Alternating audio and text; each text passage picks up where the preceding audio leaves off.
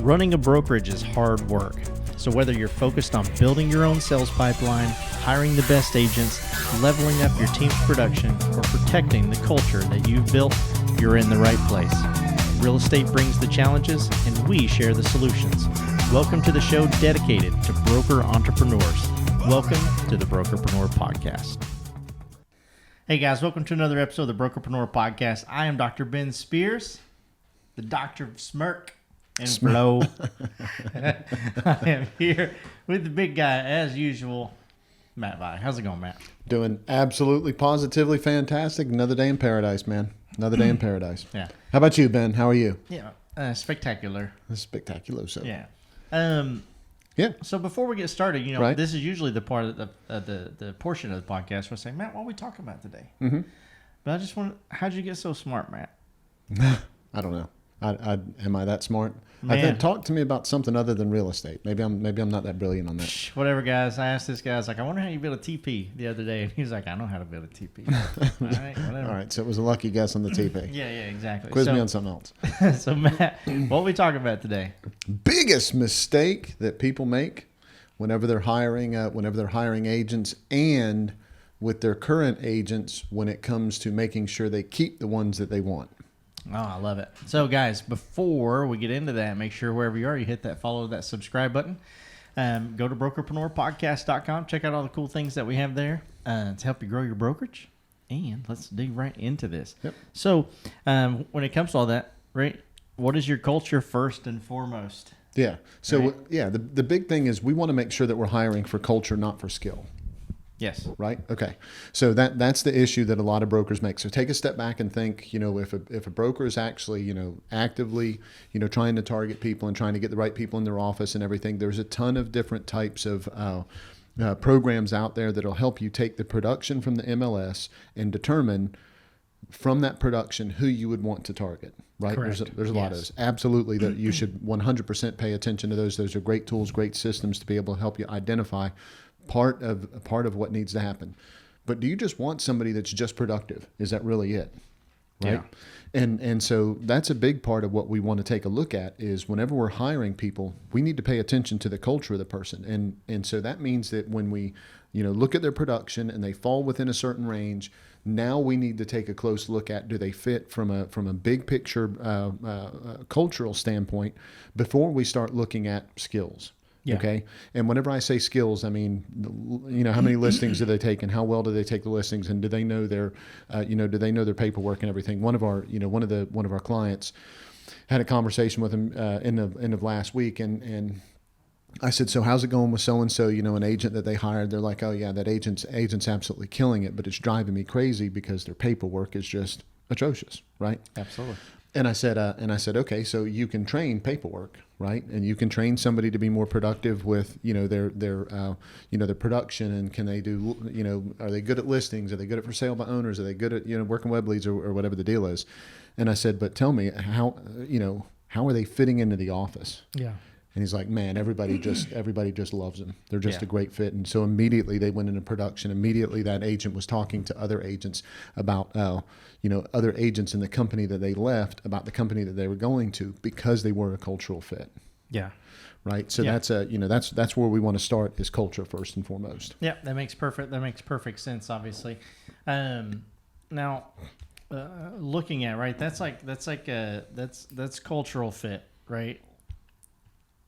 The person has to support your culture Absolutely as well, and by support, the word. What I'm thinking is they have to spread it.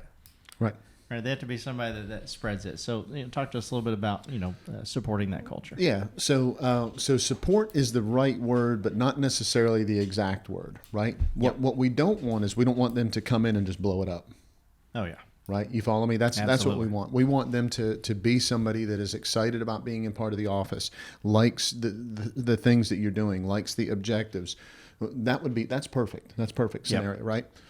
What you can't have is somebody that's the opposite of that. somebody that's walking around complaining about everything. So let me tell you a little story about something, absolutely true story. Okay.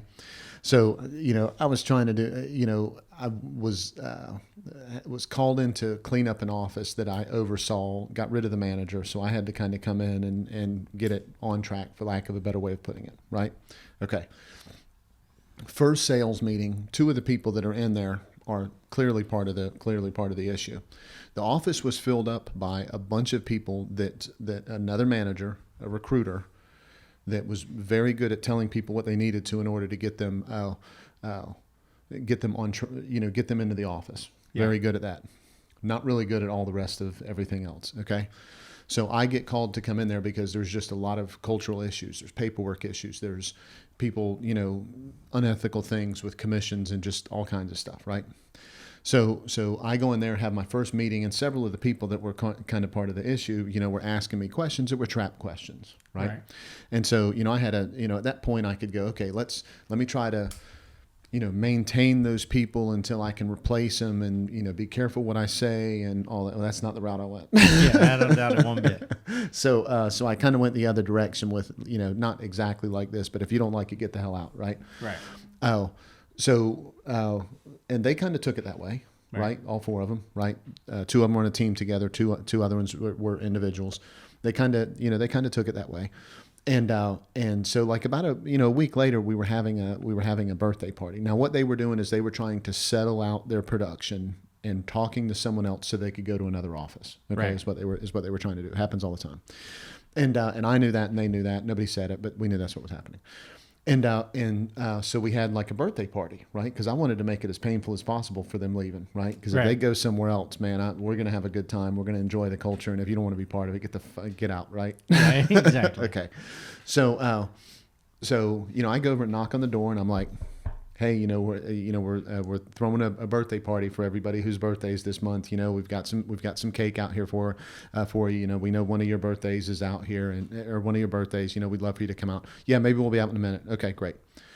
So they don't come out. Needless to say, we all have fun. Everybody eats cake, all that kind of stuff. The party kind of dies down. And I go into my office. They never came out. Okay, I go into my office. They come out of their office. Have I ever told you this? No, you haven't, but I have an idea. They come out of the office, they cut the rest of the cake in half, and they take their half of the birthday cake. Oh, my God. Take their half of the birthday cake while nobody's nobody's looking, right? Yeah. And they do it quickly, and they scurry out just to be an ass, right? Yeah. So, that's like a dick move, right? Oh, okay. That is just the worst. But hang on. So out of the four people, the two that did that, there was a team of two people that did that, and then there was two other people. Yeah. They were all kind of thick as thieves. The two that were not a team were out there having birthday cake with us. Yeah. The two that stole the other half of the cake, as far as I'm concerned, like 2 days later, they left. Okay. Yeah, of course. However, the other two that were a problem, yeah, saw that and were like, wait a minute. Oh, yeah. That's a dirtbag move. Yeah. Right. And those two were with me for another 3.5, 4 years, easily. Oh, productive agents, all that kind of stuff, just stayed and settled in and all that kind of stuff, right? Because they didn't want to be associated with that.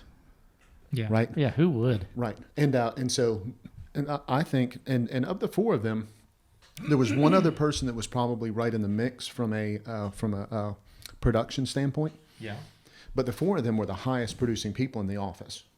Yeah. That it was number 1 through 5, and one other person stayed. So I had a risk of losing, a big portion of a big portion of the overall production of the office. I just couldn't have that crap in there. Oh, right. Yeah. And I knew they were the ones causing the problems, and I knew that, right.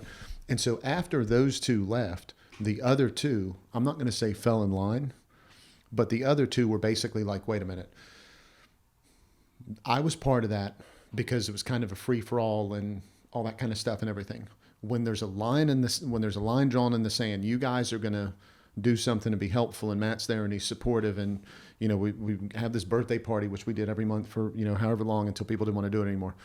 all of that was just good, and they wanted to be part of that. Yeah, of course. When those other people drew that line in the sand like that, that not only helped those two stay, but it helped put them in a leadership position because everyone else saw that. If they would have left with them, man, the other people in the office would have been like, because there was probably, 20, 25 people in this office. It was, small office, but there's probably 20, 25 people in this office. If they would have left, that would have absolutely ruined them in the community that we worked in. Yeah. Nobody would have wanted to do work. Nobody would have wanted, I mean, all of that was just, I would have loved to say that I orchestrated the half stolen cake, Right. but I didn't, but it couldn't have worked out any better. Yeah, it was absolutely perfect. And so that's kind of the next point on this. Yeah. What is the overall culture of your office? What does everybody kind of stand for? And how do you put people in a place that they kind of end up being the leaders in that? Because here's what to me was important in this part of the situation related to this conversation.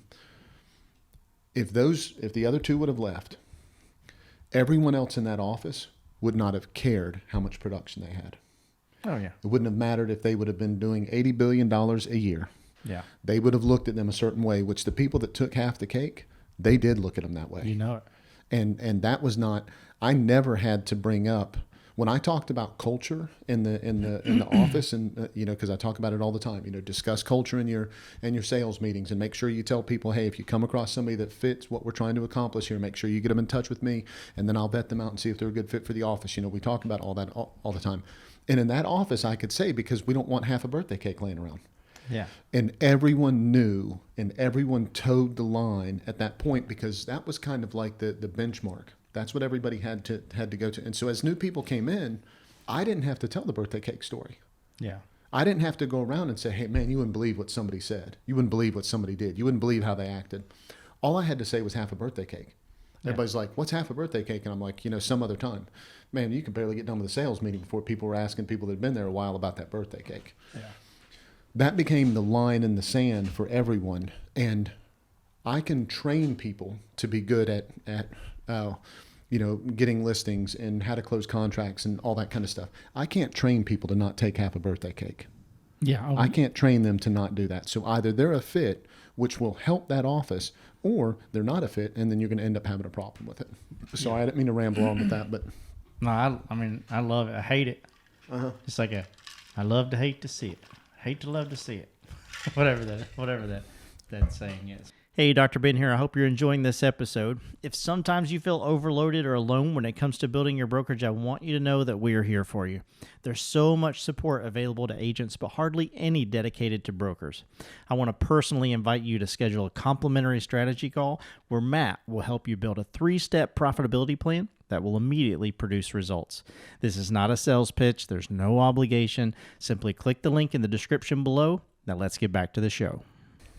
Now let's talk about what's actually important here. Like, where was this birthday cake from? I got you. I'm sure it was Publix.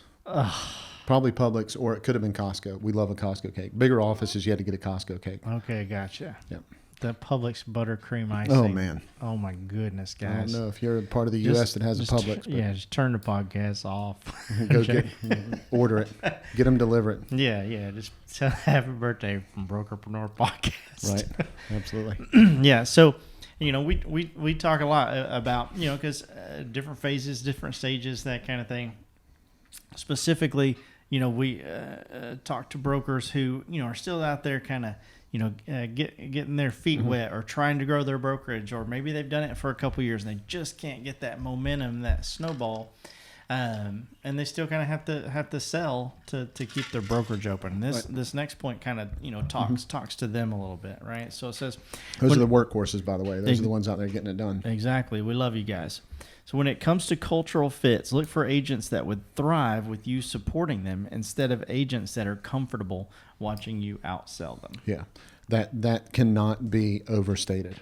Yeah, that's for sure. Right. So if you're looking, you want agents that if you're going to continue to sell, right, either because you love doing it, or I'm hoping that you don't continue selling just because you have to. Yeah. Right. You want to get to a point in your brokerage that you don't have to sell. Choice. Right. Exactly. Oh, so if that's what you're going to do, if you truly want it, because some people are like, you know what, if I can get out of sales completely, I'd love to refer everything, and I want to manage the brokerage. And other people are like, man, I'd rather hire somebody to manage a brokerage and me still sell some, right? Yep. Both of those are great. We love both of them. Yep. Okay. Now, with that being the situation, though, we have to make sure that whenever we're hiring people, that the people that we're hiring match that. Yes. Okay.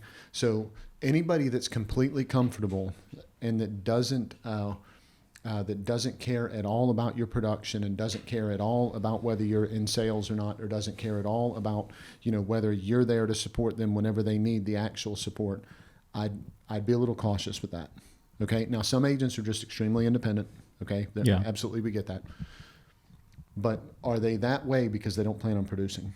Are they that way because they just want you to hand them leads? Yeah. You have to figure out, there's a lot of different reasons why they could be that way. I'm just asking you as a broker to look at your company the right way and figure out the people that are really comfortable with you selling. How come they're really comfortable with you selling? Yeah. Not good or bad. I'm saying get to the bottom of Just it. why? Exactly. Yep. And make sure that that matches why you think they should be comfortable with that. Yeah. Okay. Because a lot of brokers are like, well, a big part of the reason why I sell is because it keeps me with, boots in the ground. It keeps me on the street and I know what's going on. I love that. Yep. That's fantastic. That means that the agents that you hire should want that same thing. Make sure that you're not hiring agents that are expecting you to be there to support them, to look out for them, to take care of them whenever they need it. And then you're not going to be able to because you're selling. Right. Or vice versa, right? Or the opposite of that. So make sure that from a big picture standpoint, who you are and what your objective is with you selling yourself. One, where are you at currently with your brokerage?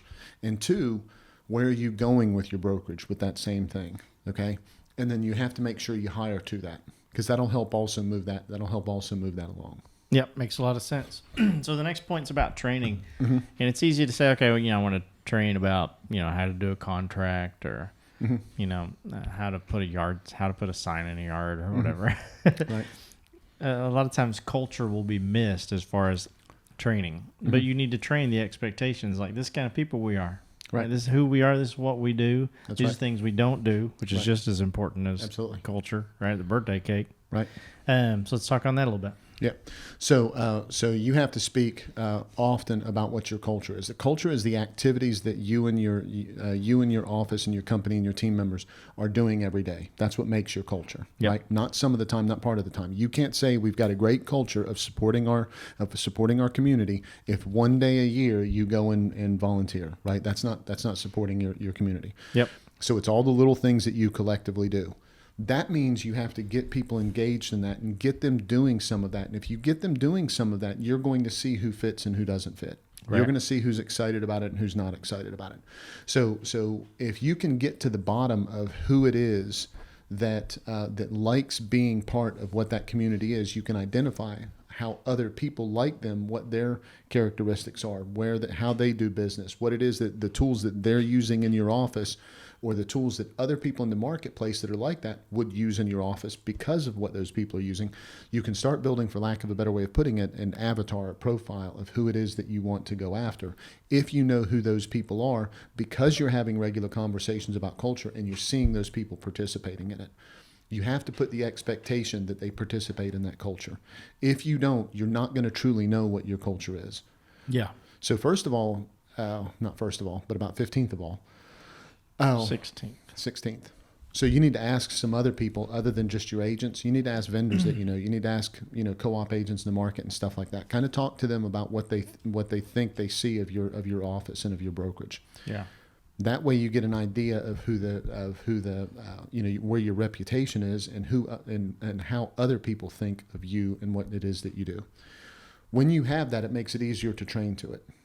Because if they say things like, oh, yeah, you guys are just, I see on social media everywhere that you guys are just out and involved in the community and you always have training classes going on and, your contracts and everything are always great. And when I, as a home inspector, have classes about, how to read a home inspection, your agents are at those classes.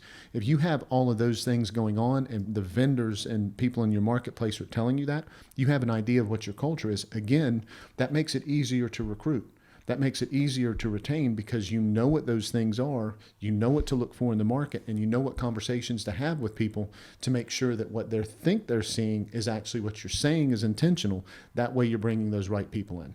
Yep, absolutely. So, we talk a lot about, culture being the first thing they experience, value being the first thing that they receive. I just want to remind that. I know you mentioned it, once before in the podcast. Again, just kind of bring that up. But there's one specific, thing that I want us to talk about before we kind of wrap this up. The more experience that an agent has, the more difficulty you kind of get them to go toward your culture. Is that correct? Yeah. So it makes it difficult for them to acclimate to your culture, to truly adopt your culture. Because they have a culture of themselves. That's right. Yeah. And they have a feeling of what an experience of what real estate should be. Right. Okay. And so that's when you struggle a little bit with that. They're not quite, as pliable on that. That's not a bad thing. Again. Right. Okay. But it's very difficult to find, like those people that took half that cake. It'd be real difficult to make them fit into an office that doesn't like people eating half the cake like that. Yeah, exactly. You're not gonna force them to acclimate to that, right? Yeah. And so that's what you have, and that that's not necessarily a new agent versus an experienced agent thing. But if it's a practice in real estate, other than stealing half a cake, if it's a practice in real estate, it's the same. It's the same analogy. It's going to be really hard to get them to stop doing something that they're comfortable with, that they learned, and say, "Hey, listen, don't do that because that's not who we are. Don't take your pictures before you get the listing agreement signed." And the person's like, "Well, I do this every time. I mean, that's what I've done for the past 15 years, and it's worked perfectly for me." And you say, "Well, in our office, we only do it this way, right? Or this is really who and what we are, and this is and we feel like the person, the seller shouldn't get the benefit of having the pictures taken until after everything is signed and the yard sign is up and everything." At that point, that's hard to get them to acclimate. That's hard to get them to change, And so what we have to do is make sure that we're taking an honest look at who they are, how experienced they are, and how easily they would adapt or adopt who we are, or how easily they would acclimate to what our big picture culture is. Because an experienced agent, you can train them to be better at certain things, of course, and a lot of them are open to it. Culture is where you have to make sure that fit is in place first, because if the culture is there, the training is on the skills is going to be easy. If not, you're going to have a little bit of a struggle on your hands. Yep, that makes perfect sense. Anything else before I put a little bow on this, Matt? I don't think so. We could talk about this a little bit more, but it's just it's mission critical for sure. So. Yeah, absolutely. So, guys, Brokerpreneur Not So Secret Society. We meet every Friday at 12 o'clock Eastern Standard Time. It is absolutely free for you to attend. Every broker in the country is welcome. Feel free to share it if you know a broker that wants to come with you. That's perfectly fine as well. Unless you're a half a cake kind of broker. Yeah, unless you're a half a cake kind of broker, then you can keep cake and eat it too. Yeah, go find your own cake. But it's a fun, casual Zoom meeting, basically, where we get together and we mastermind. We talk about, different brokerage growth strategies. We answer questions about maybe something you heard on the podcast, but you wanted a little bit more information about. We would absolutely love to see you there every single Friday, or just, a few Fridays that you can make it. That's okay, too. So beyond that, the link to register for that is in the description below. If you're listening to this on iTunes, Spotify, Stitcher, Deezer, any of those platforms, make sure you hit that follow button. If you're watching this on YouTube, hit that red subscribe button and hit that bell beside of it. You'll get notified every time we drop a new episode. Make sure you go to brokerpreneurpodcast.com. Check out all the cool things that we have there to help you grow your brokerage, no matter what phase or stage of the business that you're in. Matt, we do this for one reason, and one reason alone, and tell them what it is. Because we want to share a birthday cake with you. Now I just want birthday cake. I don't even like cake, but that Publix cake. Publix cake's That's delicious. not cake. It's not. It's a little slice of heaven. That's right.